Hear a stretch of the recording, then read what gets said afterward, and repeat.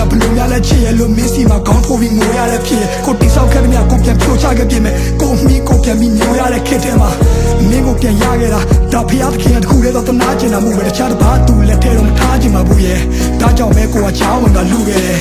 ကိုမကမင်းမရှိတာသူတို့မကရွေးချယ်စရာအများကြီးပဲနေမှာတန်ရောစင်နေထားမိခဲ့လေမြတ်ပြန်ဆွတ်လို့ဖို့ဆိုတော့လည်းအားမရှိတဲ့နေထားပါဝါတင်းနဲ့နေရချစ်ချင်းမြတ်တာကိုတော့မင်းစီကလည်းတခြားနည်းနဲ့မဖွေရှာမျက်ရည်မိုးတွေကတားဆီးနဲ့ကြွေကြလာအဲ့လိုကိုတို့ရဲ့ခါတီးတဲ့နေများမှာ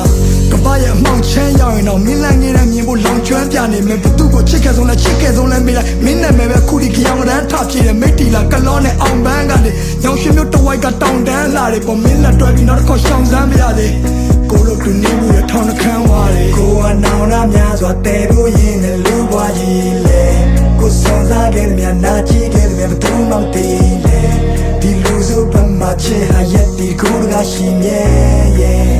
ဒါတမှုတွေရနဲ့ချီတဲ့နေ